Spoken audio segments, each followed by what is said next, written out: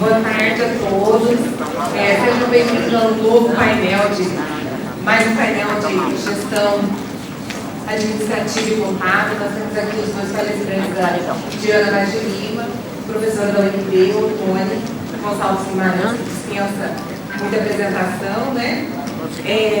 Nós temos aqui, pessoal, só para informar para vocês, eu acho que a grande maioria já deve saber, eles recém lançaram um livro de contabilidade da gestão de regimes próprios de previdência social, que está à disposição para venda, e eu toco, né, que logo após ali vai estar à disposição, tá bem? Mas, de qualquer forma, nós temos que entender o seguinte: nós, eu me incluo também neste processo, assim como a professora Diana tem certeza disso, a Luana, como dirigente lá no seu regime próprio, a própria que tem, nos sentimos responsáveis por tudo que pelo processo de consolidação da Previdência Social. E eu sempre tenho dito que a principal reforma que a Previdência Social ainda carece, especialmente os regimes próprios, é a implementação efetiva das reformas que o governo dá agora. Quantos de nós discutimos e ainda estamos atentos a aplicar a essência do artigo 249 da Constituição Federal, por exemplo, que é a possibilidade de aportar quaisquer ativos, vincular quaisquer ativos, inclusive utilizando as prerrogativas da Lei de Responsabilidade Fiscal, da Lei 4.320, e vincular esses ativos à Previdência Social. E mais, e evidenciar efetivamente esses ativos numa lógica patrimonialista, na lógica que exige a contabilidade pública moderna, de trazer esses valores desses ativos a valor presente, a valor do mercado, e esses ativos estarem incluídos nas avaliações atuariais e promovendo o equilíbrio do sistema, o equilíbrio atuarial. Certamente, outros ativos que não sejam dinheiro, até porque as prefeituras, assim como os estados, a própria União, quando você fala recursos financeiros, contribuições, é assustador para todo mundo. Eu acredito que aqui, todos que estão presentes, a absoluta maioria tem um problema lá no seu município por causa de repasse das contribuições. Ou não? Sim. Tem alguém aqui que está bonitinho, redondinho? Bonitinho. Parabéns para meia dúzia. Repasse feito no papel. Ótimo. Que seja de exemplo. Depois vocês vêm para cá e contam para fazer um painel só para eles contarem como é que funciona. Certo? Então, e por que isso ocorre? Por uma série de questões, principalmente de gestão. Não adianta vir aqui para a imprensa, para a mídia e dizer a conta apareceu, a conta chegou. Todo mundo sabe que a conta está sendo construída há pouco tempo. Então, o que falta a gente fazer é gestão. E vocês, no Congresso de Conselheiros, aqueles que recebem a eleição de conselheiros, têm um papel muito importante nesse processo, que é, junto, dentro do município, discutir as soluções, buscar os mecanismos de equacionamento desse déficit, e não adianta ficar lamentando. Aliás, não sou eu que digo isso, isso é uma máxima, né, que os melhores momentos de crescer, de buscar e encontrar soluções, são os momentos de crise. Porque você pensa e vai buscar alternativas. No momento de bonança, tudo é lindo, maravilhoso, não estou preocupado, está tudo bem. Então, nos momentos de crise é onde nós vamos encontrar soluções para os problemas. Então, é nesse aspecto que eu gostaria de abrir essa palestra, daqui a pouquinho, inclusive, a Diana que vai aprofundar mais as discussões aqui, especificamente da questão contábil. Não vamos, até porque não podemos ter essa pretensão de aqui, em uma hora, ensinar a contabilidade, fazer lançamento, fazer mecanismo, fazer fechamento de balanço, tudo não é isso, né? Mas é despertar para as questões fundamentais. Por exemplo, nós sabemos, e nós que estamos envolvidos na contabilidade, possivelmente vocês conselheiros ainda não tenham atentado tanto para isso, que existe um plano de contas específico para os regimes próprios, que tem uma codificação específica, que tem toda uma dinâmica, uma lógica da construção desse plano de contas, tá? E não é raro Eu mesmo hoje, que tenho muitos contatos, o pessoal tem meus contatos aí, me ligarem, passarem e-mail e perguntarem, mas como é que eu contabilizo isso? Não existe isso, essa codificação? Ou seja, lá no município de vocês, ainda não se implementou um plano de contas adequado ao regime próprio de previdência. Às vezes, e se tiver alguém presente de empresa que presta serviço fornecendo o sistema, ficam submetidos às regras estabelecidas pelo sistema de contabilidade. Gente, as regras não podem ser estabelecidas pelo sistema. Os sistemas têm que ser adequados a cumprir aquilo que é a legislação e aquilo que favoreça e que cria as condições de vocês fazerem as evidenciações contábeis. E nem a própria contabilidade ela pode ser impositiva para o seu processo de gestão. Ela tem que ser dinâmica suficiente para permitir que acompanhe a evolução da gestão. Essa é a lógica da contabilidade. Não é aquela coisa, débito e crédito, vai ser sempre débito e crédito, é normal. Né? Isso é a essência da contabilidade. Agora, como eu vou usar essas ferramentas em prol da gestão? Nós estamos falando de gestão. Por isso, inclusive, que o nome do tema que é Gestão Administrativa Contábil, e o livro que a Luana já fez a propaganda para vocês, ele fala da contabilidade na gestão do RPPS, ou seja, uma visão de gestão. Beleza? Então, uma questão muito que é fundamental que a gente está falando de um regime de previdência, de qualquer sistema de previdência, é a questão do equilíbrio. Tudo que nós fazemos na vida parte do princípio de um equilíbrio. Né? Até nós mesmos temos que estar equilibrados em várias, inclusive emocionalmente, para conduzir bem as coisas. E um regime próprio, quando falamos de equilíbrio de regime próprio, nós estamos falando do pressuposto básico, que é a existência de ativos, bens e direitos suficientes para dar cobertura a um passivo, que são as obrigações. Obrigações essas medidas lá pela avaliação atuarial.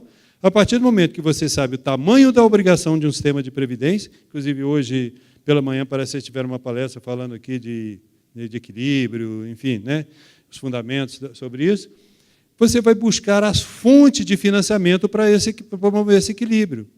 Em termos de previdência, quais são as fontes de financiamento admitidas?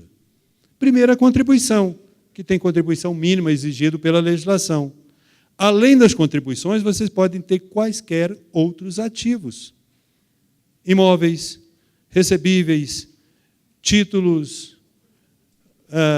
E às vezes alguém pergunta, posso vincular dívida ativa para equilibrar o RPPS? Pode, legalmente pode. Vamos ter que estudar as condições, os mecanismos que se pode fazer para monetizar esses ativos, para transformar isso em dinheiro. Eu posso receber uma rodoviária? Posso. Depende de que rodoviária. O que vai ser explorado? O que ela vai gerar de renda? A rodoviária, o prédio em si mesmo, talvez não, mas tem outras coisas. Eu posso vincular as escolas do município para o meu sistema de RPPS? Posso. Desde que eu crie um mecanismo de monetização, de geração de renda, construção de um fundo imobiliário de gestão. Gente, depende, tudo pode. Depende da criatividade e das possibilidades de cada um. Tá? Então, o que a gente tem que fazer é, se formos equilibrar o sistema de previdência hoje, certamente tenha falado aqui de rombo, déficit, de alguns trilhões de reais. Se formos pensar isso, a fonte tesouro, receita, dinheiro, orçamento, contribuição, não vai dar certo. Mas se pensarmos em outras possibilidades, sim, é possível. Né? Ou seja, e aí a própria legislação nos dá algumas garantias. Quando estamos falando de previdência, na verdade, nós estamos falando da vinculação de recursos. Todos os recursos da previdência, eles são recursos vinculados. O que quer dizer isso? Só posso utilizar para pagar benefício, excepcionalmente taxa de administração. Então, a Lei 9.717 diz isso, a Lei de Responsabilidade diz que os recursos legalmente vinculados à finalidade específica serão utilizados exclusivamente para atender ao objeto de sua vinculação. Quando se cria um regime próprio, o município está dizendo parte dos recursos do município, recursos públicos, serão vinculados para cumprir os objetivos, que é pagar aposentadoria e pensão. Não precisa pagar outros benefícios, sou obrigado a pagar esse, como regime próprio. Né? A própria Lei 4.320, de 64, já tinha uma figura chamada Fundo Especial, que o RPPS enquadra perfeitamente na condição de um fundo especial. Então, o regime próprio, a unidade gestora, a autarquia, ela não é dona de um patrimônio, ela não é dona daquele ativo, ela é apenas a gestora de um fundo especial que tem a finalidade de pagar a aposentadoria e pensão dos servidores vinculados. E por isso que a contabilidade do RPPS tem que ser uma contabilidade própria. Por quê? Porque é a contabilidade de um fundo especial de previdência, conforme legislação. E aí tem outras questões que a legislação também, por exemplo, a questão do limite de despesa pessoal, dependendo da forma de gestão do regime próprio, ela tem implicação positiva ou negativa. Né? A questão da utilização desses recursos, tem lei, tem, por exemplo, o Decreto-Lei 201, ele pode atribuir o crime de responsabilidade ao prefeito se ele desviar ou quem desviar a aplicação desse recurso que foi vinculado por lei à finalidade específica. Pode responder criminalmente, ficar inelegível, e uma série de questões. E não é desviar o dinheiro, pegar, botar no bolso e ir para casa, não. É pegar o dinheiro da Previdência, por exemplo, para pagar a folha de salário, que todo mundo está no sufoco agora, pagar o 13º do servidor. Muitos de vocês devem estar recebendo pressão para fazer isso. Não faça. Amanhã pode estar respondendo perante o Tribunal de Contas, perante o Ministério Público e algumas pessoas a mais por aí. Ministério da Previdência, né? Arrumando dor de cabeça, para quê? Então, o equilíbrio é isso. Então, vai estar sempre nessa dinâmica, na busca, vamos dizer que esse lado aqui seja as obrigações, a partir do momento que eu dimensiono o tamanho de uma obrigação, eu vou estar correndo atrás de recursos para dar equilíbrio no sistema. Uma parte, de repente, eu já tenho guardado, que hoje são 180 bilhões que já estão aí em carteira dos estados e municípios, e uma parte, se o sistema está equilibrado, vai estar previsto na legislação, quer seja via aporte financeiro, contribuição ou coisa dessa natureza. E para fazer, já falei isso, e para fazer a gestão de tudo isso, até porque é uma questão de suma importância dentro do município, é criar a legislação, a Constituição exige que tenha uma unidade gestora para fazer isso, dos qual unidade gestora que é a que vocês são responsáveis, ou como gestores, dirigentes ou gestores, ou como conselheiros. Como conselheiros, que são aqueles responsáveis por definir as macropolíticas da gestão previdenciária, definir os planos estratégicos. Está lá no PPA do município, por exemplo, a questão da Previdência. Qual a estratégia que vai ser adotada para equacionar o sistema nos próximos 4 anos?